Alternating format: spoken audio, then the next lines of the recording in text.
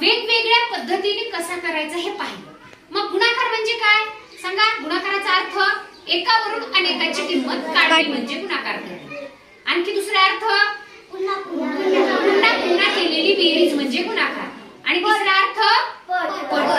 पहा म्हणजे तुम्हाला कळालं एकावरून अनेकाची किंमत काढणे म्हणजे गुणाकार करणे. आता पहा शून्याचा गुणाकार पाहिला, पारंपरिक पद्धतीने गुणाकार पाहिला. आता आपण गुणाकार लॅटिस पद्धतीने किंवा यालाच आपण कप्पा पद्धती सुद्धा म्हणतो त्या पद्धतीने आपण पाहूया. आता पहा हे उदाहरण आपण सुरुवातीला पाहू. वाचा 124 गुणिले 3. यामध्ये 124 ला काय म्हणायचं? गुण्य. आणि 3 ला काय म्हणायचं? गुणा. कधीही लक्षात ठेवायचं उभी असून येतं आडवी पहिली संख्या ही काय असते? गुण्य. आणि दुसरी असते ती गुणा. आता पहा इथं कप्पे मांडले. लक्षात घ्या गुण्य जर 3 अंकी असेल तर आडवे कप्पे 4 करायचे. पक्क लक्षात ठेवायचं.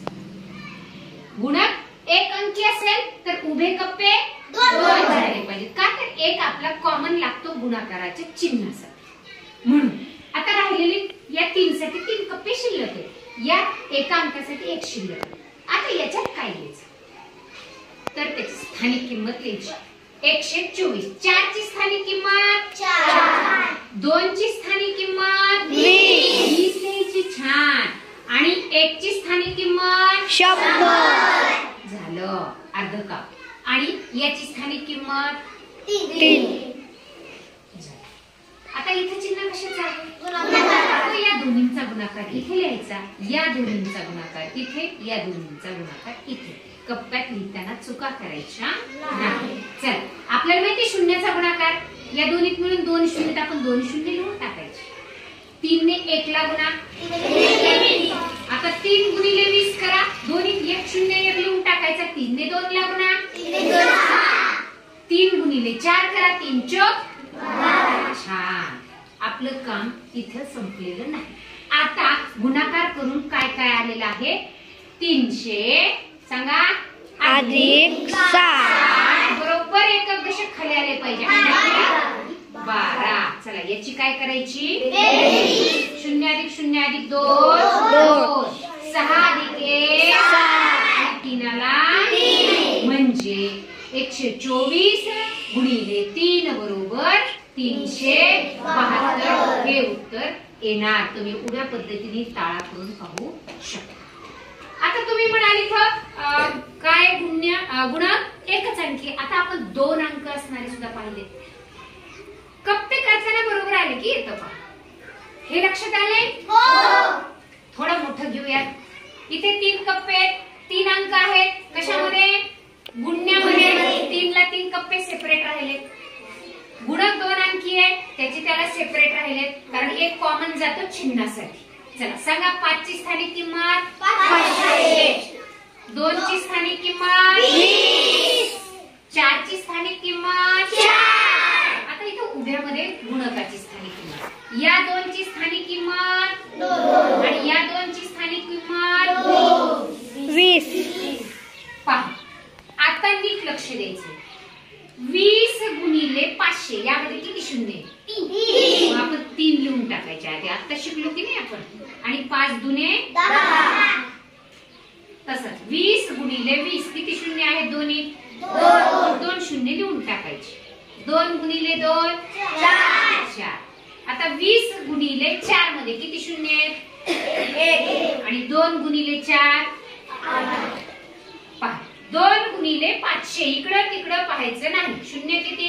2. उत्तर द्यायचे 2 गुणिले 5